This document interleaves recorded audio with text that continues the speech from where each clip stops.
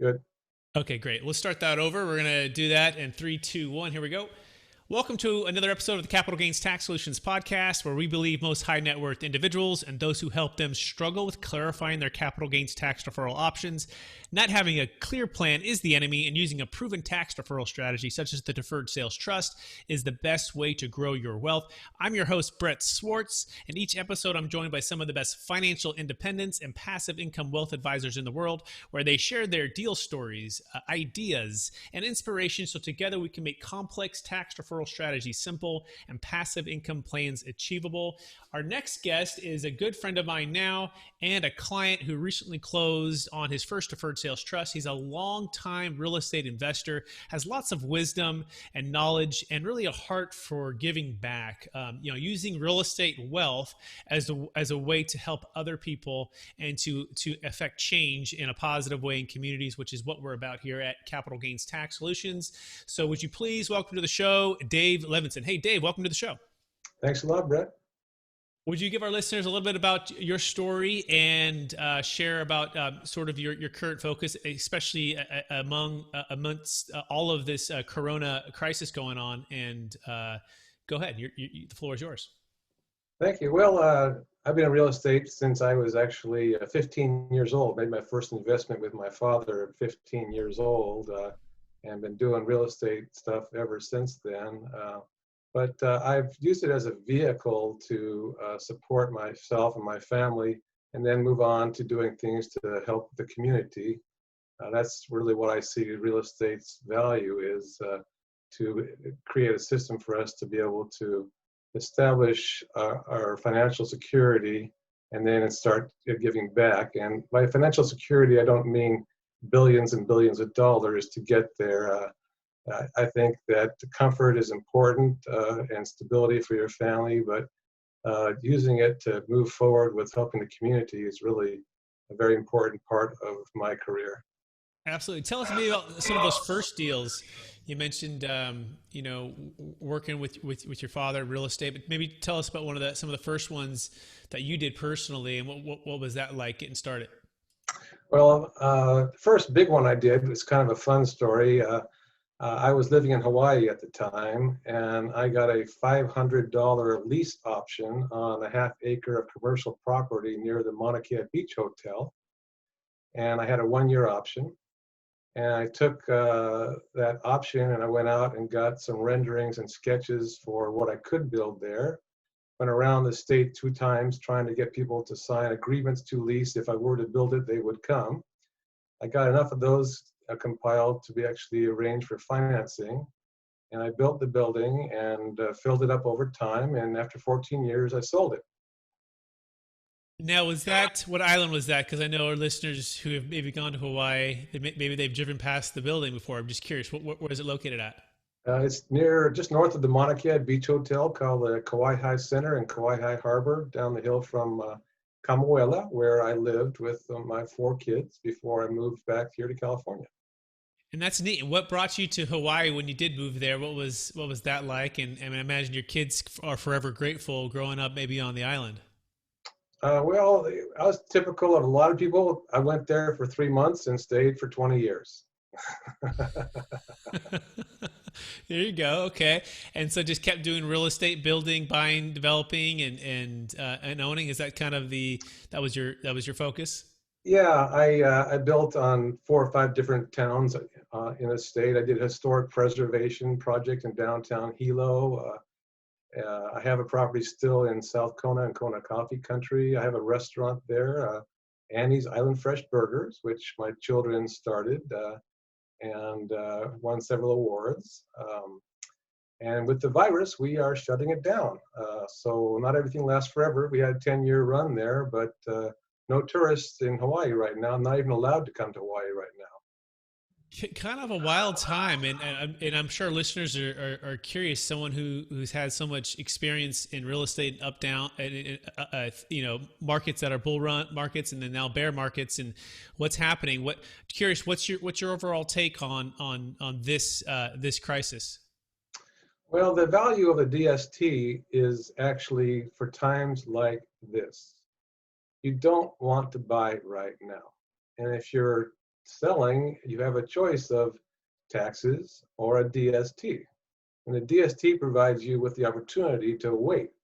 And you don't buy at the top of the market, and actually you don't buy at the bottom of the market. One of my rules is I let the sharks feed. So the bottom happens, and the foreclosures happen, and the sharks come out and they start picking up the foreclosures, and you have liftoff, stability, 10, 15% off the bottom, and you know the market is finally going up. And then you jump in and make your buy. And the reason for that is that you don't want to be trudging along on the bottom for 3 or 4 years holding your property. So the DST is a great vehicle for just right now. And I appreciate you sharing that. And that's such wisdom to let the sharks feed. You know, we call it the blue ocean versus the red ocean concept. Not necessarily we, but there's a gentleman who wrote a book on that. And essentially, the red ocean is where all the sharks are feeding and where all the blood's in the water, and everyone's at a frenzy, and everyone's kind of can get hurt there, right? And the blue ocean is kind of the wide open place where you could fish, and it's peaceful and it's calm and lots of opportunity. So that makes a whole lot of sense. Would you maybe walk our listeners through a little bit about, this is about a year-long process. I think we met about a year and a half ago, and before the DST, what was sort of the idea of even looking at it for the first time? And this is, by the way, this is when the market's going great, things are going really well. What made you think, hey, maybe I'll look at this for the first time? What caused you to consider it? Well, even though it wasn't a strong market, I'm older and I was looking at retirement, and I didn't really want to have to keep on the the treadmill and trade up and trade up and trade up. So I was looking at doing a DST a year ago, and that's when I vetted your company, and my accountant got involved too, and we talked to your attorneys and everybody in your group that was important, and it all checked out quite well. And I was thinking that I wasn't going to find another deal necessarily that I wanted to trade into, and I would do a DST to give me some flexibility in doing other things, not having to trade up with another bigger mortgage and things like that. Turned out that we found an amazing deal anyway, and we owned that deal for 17 months and made 250% on that, and then we put it into a DST just now. Yeah. So walk us through your 1031 experience, I guess, in the past, or even different deals where you would sell, buy, add value, or build something, sell, do a 1031 exchange. That's kind of been, I imagine you've done a lot of those over the years.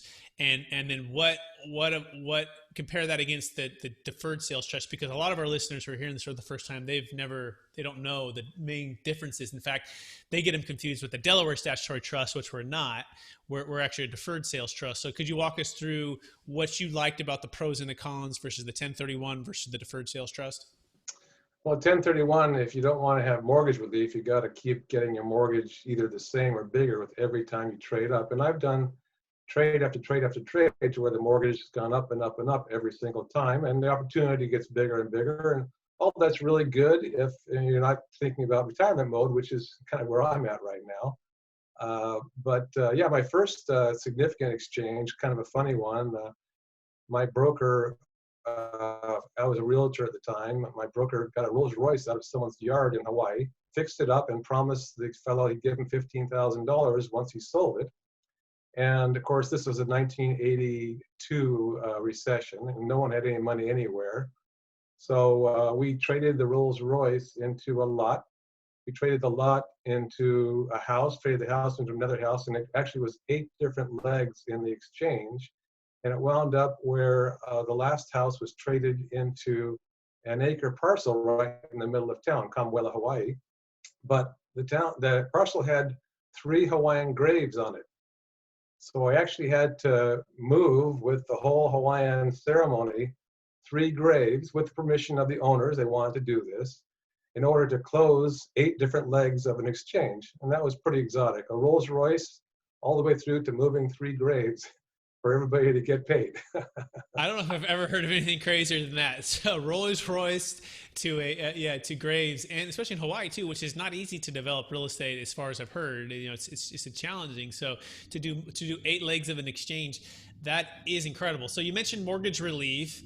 The concept that I've found to help me and my clients over the years is taking on debt when it's smart to take on debt, and not taking on debt, not taking on dumb debt when it's not a good time to do that. I found the best time to take on debt is like what you said, when the market's either low or recovering, and there's some value add, forced appreciation opportunities where you have a clear picture of you're buying the real estate at a decent price per square foot, and you have the ability to add value to such an apartment complex.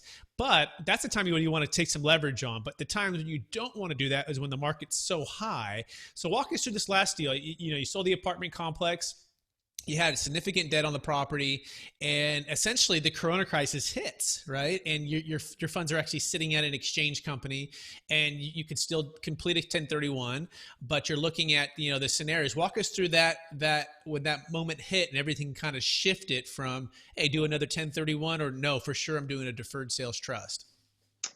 Yeah, well, it was exactly like that. We actually had an opportunity to exchange into an apartment house in Raleigh, North Carolina, with a known entity, a fund, and we were going to be their tenant in common, TIC partner.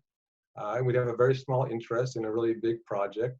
But I got a sense that that wasn't going to work out too well for us. So I literally 24 hours after we said we wanted to do it, I said, no, we'd rather not do it after all. And we decided to do the DST anyway, because the biggest rule I have of real estate is 2 main ones. The first one is you make your money on the buy. Anybody can make money in an up market where you buy something and the whole world's going up and you get lucky and all that stuff. But that's not really good for risk protection. Making your money on the buy is key. And the second rule, which I live by, is there's 3 main rules of real estate. Everybody knows them and they know them wrong. It's called timing, timing, timing, not location, location, location. Right now with the coronavirus, there are locations that are fabulous in Manhattan that you couldn't sell them to anybody right now. It's about timing. And the DST allows you to time your entry back in the market. And I actually believe that the entry point to get back in the market could be 3 or 4 years from now to really make your money. Like I described a minute ago, our last apartment house, we only owned it for 17 months and made 250%. That's a lot better than owning it for 7 years and making 250%. Yeah, I couldn't say it better myself. And walk us through, because now the next question might be, well, Dave, you made all this money in real estate, and now you're going to the Deferred Sales Trust. So you're going to be out of real estate completely, or where do you plan on investing the money? What would be a good place to kind of park on the sidelines, out of debt, tax deferred, waiting for those deals to come up in 2 or 3 years? What is sort of your approach there? Well, we have a few opportunities now with other companies. One is Praxis Capital in Santa Rosa. Brian Burke, great guy.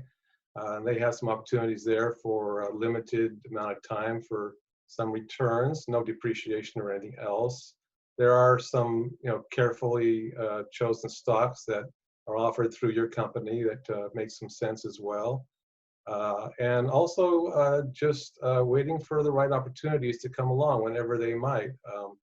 But the main thing is you don't want to lose money right now because the market is going to be going down.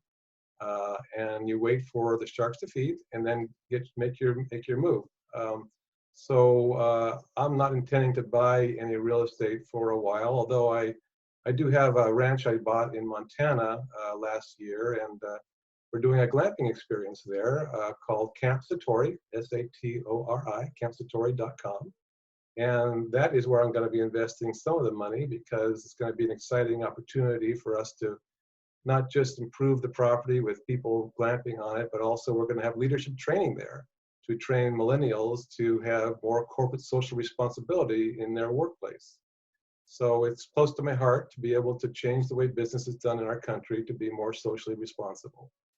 I love that. I saw the website here. Are you breaking up again, Brett? Oh, okay. How do I sound now? I sound better now. Bill. still a little bit off. Keep talking to us a little bit about the website. I mentioned the website again, and tell us a little bit more about why I changed my headset here. I couldn't hear you very well, but can you hear me okay? Hey, fine. Go ahead. Just say it again. What we're talking about the landing. I'm not sure what the question was, but basically, when I make some money in real estate, I typically take time off to do something that's socially responsible. So in Hawaii, I started a program called Adopt a Classroom, Stock Our Schools, for the public school classrooms, for the realtors to donate money through their sales to local public school classrooms. And then I got walk us through a little more of that. Walk us, because that's great. I think. I don't know if hope you can hear me better now. Yes. The way to give back, right? So as for a lot of my clients and for our company, our goal is to help create and preserve more wealth so that they can give more back to those most in need. So I was reading about it. This was, from my research, Dave, I think this was one of the largest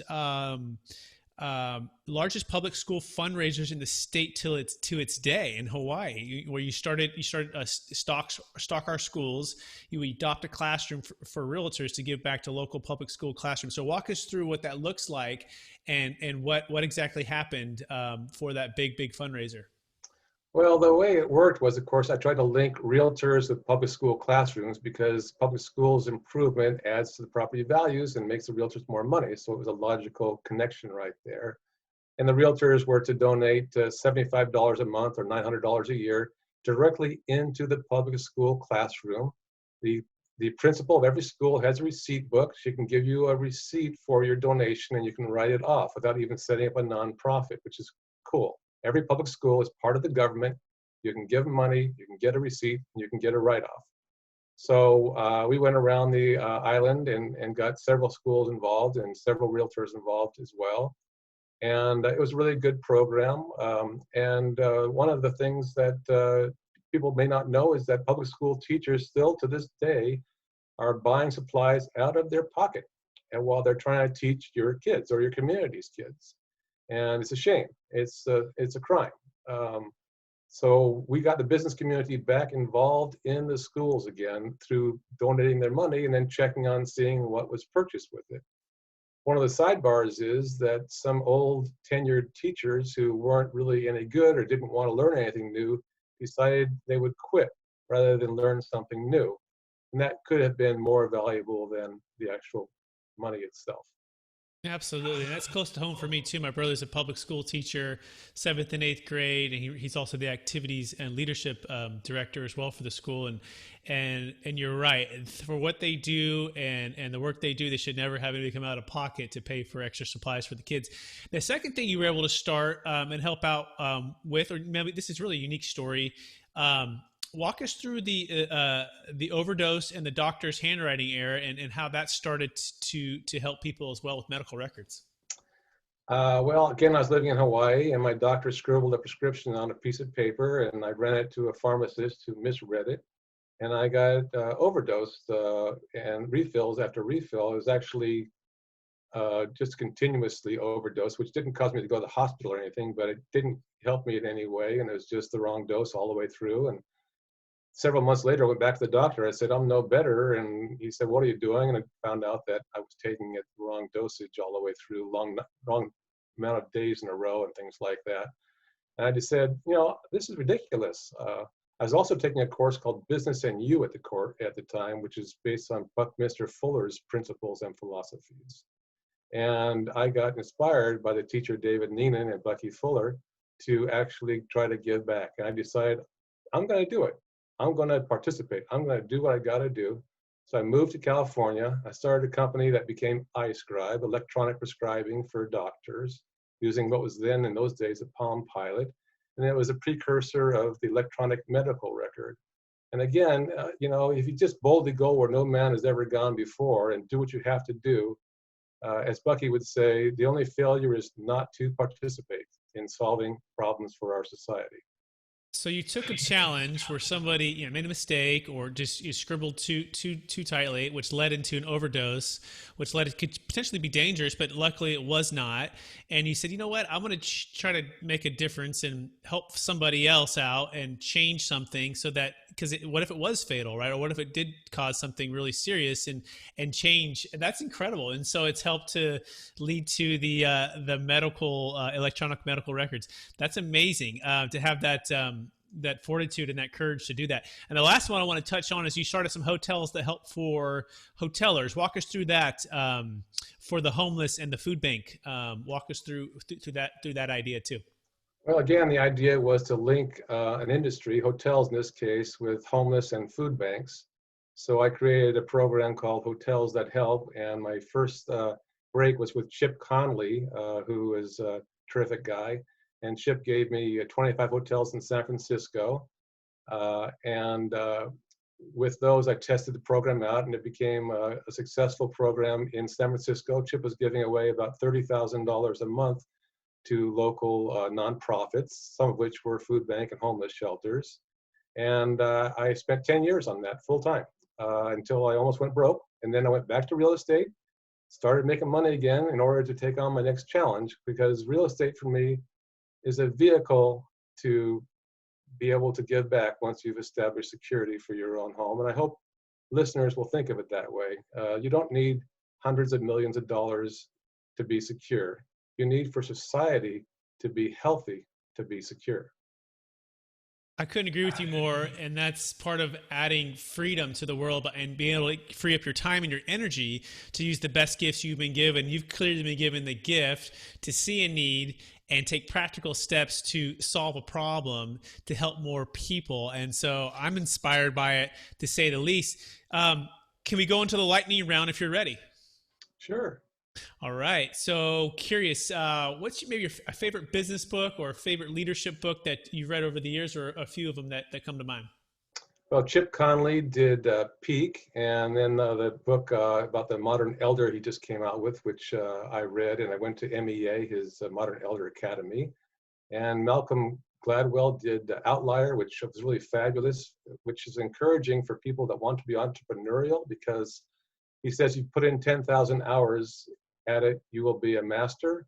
And if you're starting something fresh and new, like I did with iScribe and Stock Our Schools and Hotels That Help, I needed to put in 10,000 hours. And I knew that's what I had to go after in order to feel like I was a master at it. And I did put in 10,000 hours on all three. Excellent. It's inspiring. 10,000 hours. The next one, maybe your favorite podcast that you find really helpful for you. I like Bigger Pockets. They do a good job there, a lot of programs. They do an excellent job, and they have great guests on there. How about maybe a leadership quote that comes to mind? Bucky Fuller, the only failure is not to participate. So it's not to give the effort, or not to use the gifts you've been given, not to use the finances that you've been blessed with to help other people. If you don't participate, then then that's when you fail. I love that. Now you mentioned not buying condos. Tell us about your condo, maybe a poor condo experience to avoid for some of our listeners. Well, when I first moved to Kona, I was too smart for myself, so I negotiated 10%, 15% off of the top of the market and bought 6 condominiums with my family's money. And this was in the 1980s, early 80s. And of course, they went down 50%, so getting 10% off didn't mean anything at all. And we wound up having to pay the sellers to take them back. And one of the jokes that you hear sometimes is, what's the difference between condominiums and gonorrhea? You can get rid of gonorrhea. I'm sorry, I was laughing and I missed it. So could you say that again? You can get. You can get rid of gonorrhea, but condos in a bad market, you cannot get rid of them. I see, in a bad market, yeah, that is tough. And by the way, moral of the story, making money in real estate sometimes means losing money in real estate, right? Making bad decisions, and it's taking that action and learning from that experience, and then redefining your business plan to not make those same mistakes twice. And for you, that was certainly condos. And by the way, I wanted to mention, we kind of got caught up in Camp Satori a little bit before on the show. Could you just re-mention what that is and exactly what the goal is for glamping resort in Montana? Walk us through that again. Well, Camp Satori is a glamping adventure resort on a property I bought last year, just outside of Missoula, Montana. And the intention there is to take millennial executives, youngsters, if you will, compared to me, and give them a leadership training once they've had an aha moment, a moment of breakthrough, or seeing the other side, or seeing the godness of it all, however you want to describe it. And we do that with several techniques that we have, including zip lining and other things. But they have this aha moment, which is what Satori means. And then they go into conventional leadership training, and they come out of that feeling like they want to make a difference and have more corporate social responsibility as their core values going forward in their careers. And that's very close to me right now, and has been all along, is corporate social responsibility. Hotels and homeless, realtors and public schools, tech and solving medical errors, which of course is a big deal right now, medical and tech. And now Camp Satori on leadership training for corporate social responsibility with millennials. I love that. And I have a saying that goes, when the leader gets better, everything gets better. And if you can pour into leaders with training, with good mentors, with ideals like that and values like that, that can change the world. So leading to our last question here, after all your success, right, as a real estate investor, as someone who gives back, as an inventor, as really a philanthropist in so many ways, how do you stay centered, Dave, in your values, and how do you stay encouraged to reach to new goals? Well, I do meditate every day, and I just try to find solutions to problems that come across, my desk, if you will. People tell me what situations they're in through my network, and I figure out what I can offer them as suggestions. And sometimes they take them, and most of the time they don't. But I'm really good at figuring out solutions, and I enjoy that. And so I offer solutions all the time. As a matter of fact, sometimes too often to too many people, but they come to me and I can't help myself. So people get to hear from me regularly with ideas for them, and some take it and some don't. I think you have to make the offer, though. You have to show them, the more offers you make or the more solutions you provide, the more opportunities they are to participate, right, and have a chance to take the next step. So I want to thank you for your wisdom, for your time, for going out and making a difference in this world and encouraging us to do the same. And there's another saying I heard from a leader of mine is you can't push a rope. You got to get out in front and you got to pull. And I see that's what you're doing. You're pulling those behind you to forge forward and to use the gifts and talents and the wealth they've been given to make a difference in this world. So from us to you, thank you so much. By the way, you can find more about Dave's project, Camp Satori, at campsatori.com. That's CAMPSATORI.com. And Dave, you want to leave our listeners with one last thought before we let you go? And it might be this. What would you tell your 25-year-old self? Looking back after all of this, what's the one golden nugget you would tell your 25-year-old self, if knowing what you know now? It's not how much money you made, it's what you did to help other people with your money. Love it. It's not how much money you made. It's what you did to help other people with your money. Well, with that, we'll let Dave go. And I want to thank our listeners for listening to another episode of Capital Gains Tax Solutions Podcast.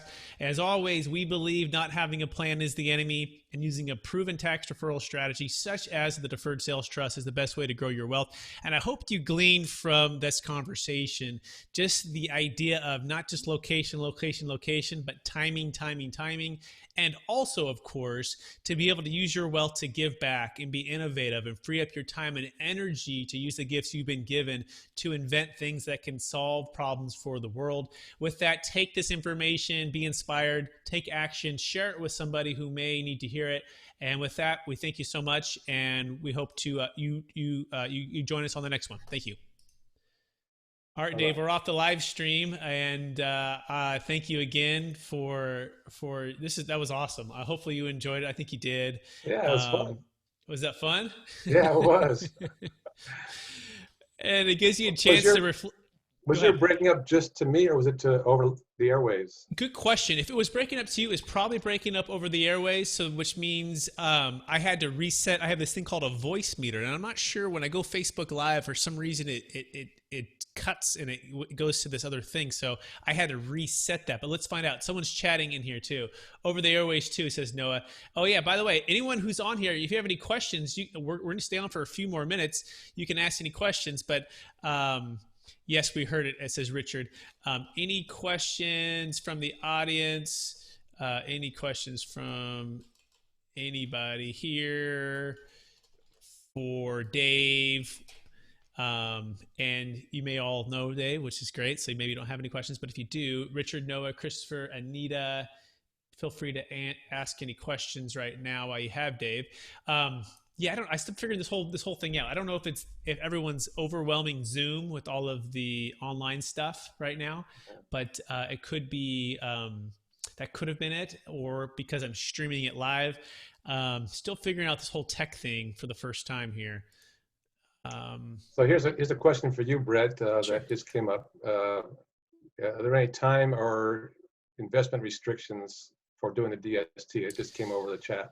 Yeah. So as far as timing, the key is we have to make sure that we're closing the deferred sales. We have the trust in place before close of escrow. So, for example, if you're selling a single family primary home or a business, all of those don't qualify for a 1031. So we have to have it set up before close of escrow. And we also need to have it set up before the buyer removes all contingencies. Those are kind of two caveats. Now, for Dave's deal, he did a 1031 exchange. His funds were sitting at the exchange accommodator. And for the specific accommodator that we worked with, they allowed both of them. And so he was able to do it at that point. So his is, I think, about day 40 of his day 45 of his exchange. So the answer is always be early. If you're going to do it with an investment property, that it needs to be with an exchange company that will allow both of them. And at that point, you could do it basically day 46 till about day 181. But if it's not an investment property, get with us before close of escrow and make sure we get everything set up. The cool thing about what we do is we don't charge anything unless and if you do the deal. So there's no risk in having it set up and having it in place just in case, which is what Dave did. He didn't know for sure he was going to do a deferred sales trust. He thought he was going to do the 1031, but we guided him through it about a year ago. He kind of had it in place just in case. And sure enough, plans shifted and he was able to execute on that. So great question. Let's see here. What's the key differences between the DST and a monetized installment sale? Hey, great question, Richard.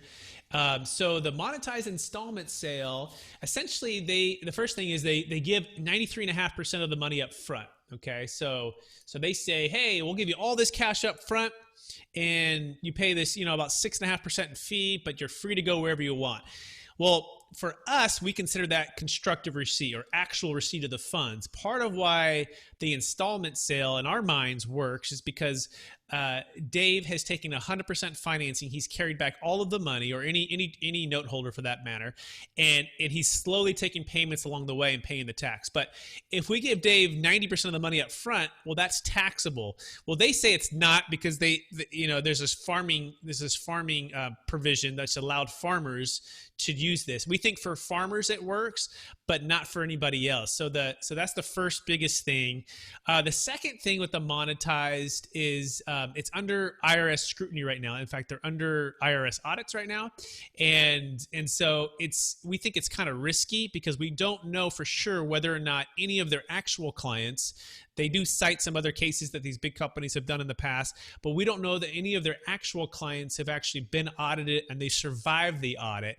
We think they've been around for about 5 to 7 years and done a couple hundred of these. We don't know exactly that either. It's not really that transparent. So whereas the Deferred Sales Trust, 24-year track record, thousands of closes, 14 no-change IRS audits. The biggest one was $125 million. And those were all no-change audits, not one single issue with them.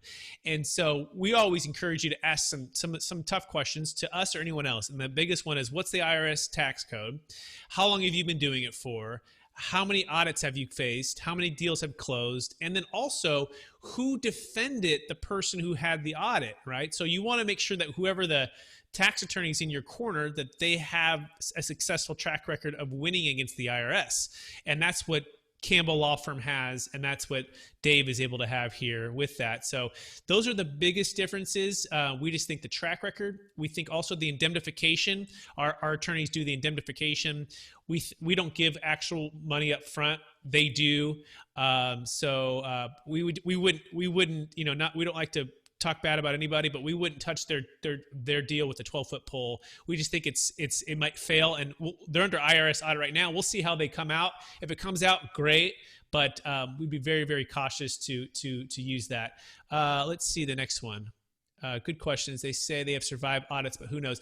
Yeah. So again, they said they've survived audits, but again, is it their actual clients for deals that they actually closed?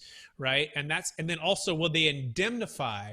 So will they actually say, okay, even if you get audited, we'll indemnify you, and also we'll provide audit defense. We'll defend you.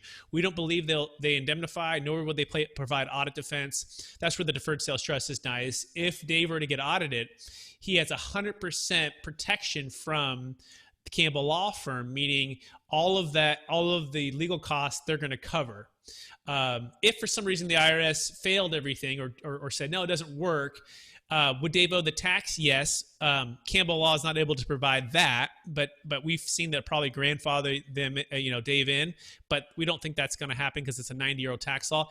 But the interest and the penalties, that's part of that policy that Campbell Law provides, and he's never had to tap into that either. So that is the key for me, for the confidence of it, is he's batting 1,000 with the IRS, and he backs up and stands behind the work, and he's actually defended clients who've closed the deal. So those would be the key questions to ask. Really, really good questions, though, because if you search Deferred Sales Trust, that's the first thing that pops up. And basically, my accountant said it's just an installment sale. I mean, it's really simply an installment sale. That's all. So it's not that complicated. Exactly. It really is. The simple part of it is just an installment sale. Imagine Dave were just to carry a note with the buyer 100% financing. There'd be no tax owed. And that's what the IRS said too. They looked at this and they said, oh, you're just doing an installment sale. You're being creative with this third-party trust, and trustee, which is my role, and you're deferring all the tax, and you're slowly paying it over time. Yeah, that works as long as I wasn't related to Dave, which I'm not, and I'm in it for business purpose, which I am. So it's not like a shell just moving around. I'm actually a business, and I actually do make a fee, and so that all lines up, and that's all consistent.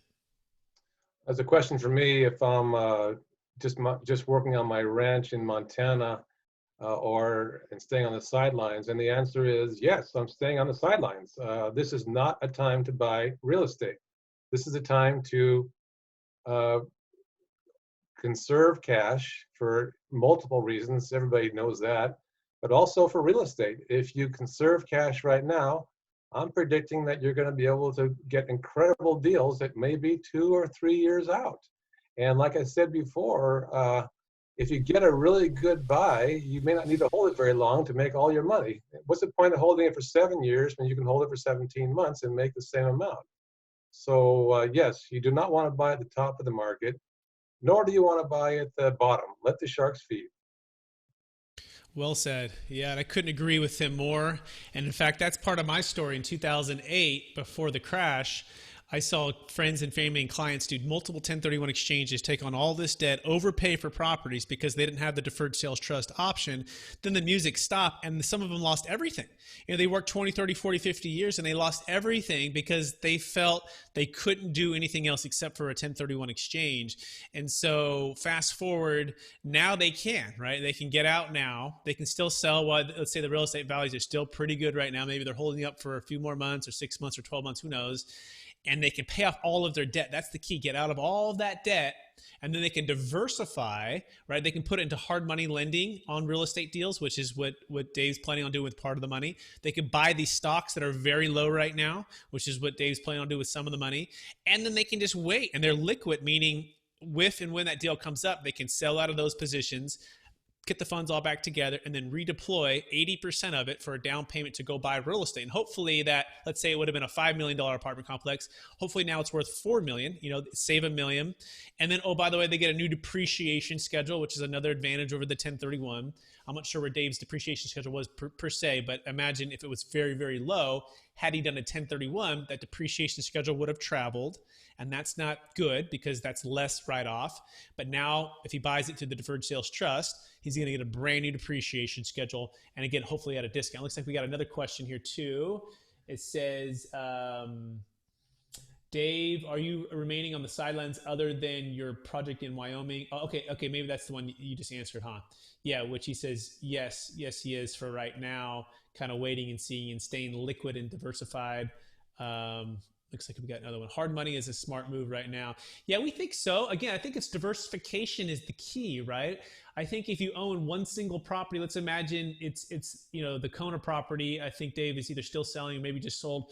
But if all of those tenants all of a sudden can't pay rent, and he's in one location, let's say with about 12 tenants, and the whole city shut down for months and months and months, now he's not diversified, right? Whereas if he could sell, or even an apartment complex for that matter, like if all of them lose their jobs, if they're all dependent upon, let's say, oil, right? Or they're dependent upon some kind of industry that just gets shut down. By definition, if all of your eggs are one basket, you're not diversified. But if you can sell that property, pay off all of your debt, and then diversify to different geographical locations and different product types, right? By definition, you're more diversified. And I think that's part of what Dave was saying is I'm looking to retire, wind down a little bit. I don't necessarily need to hit these massive home runs anymore. In fact, I can just diversify and just preserve the wealth. And by the way, doesn't mean if a deal doesn't come up, he's not going to jump on it. Of course he is. He's a smart investor. He will. But he doesn't need to do that deal, right? And this is a safer, less risk approach. We call it optimal timing, right? Buying when it and if it makes sense for Dave. And that's based upon his personal decisions and also his financial decisions, which I think are going to line up really well right now for his timing. Any other questions from anyone else? These are great questions, by the way. We appreciate the interaction. Dave, any other thoughts on that, or? No, I think that's all well put, and appreciate it very much. It was a good time, Brett. Thank you very much. Cool. Well, we'll let everyone go. Wait, one more. Looks like we got we got from Noah. He says, "Who's your favorite son, Dave?" Noah is my favorite son. I have 3 boys and a girl, and okay. Noah's my favorite son. There it is. Okay. Well, so with that, we'll leave. Thank you, Noah, for the last question there. And thanks, everyone, for attending. Super appreciate you guys being on and gals being on. So enjoy your day. Thanks, Dave. And with that, have a great rest of your week. Stay safe. Stay healthy, okay? Bye-bye now. All right. Bye.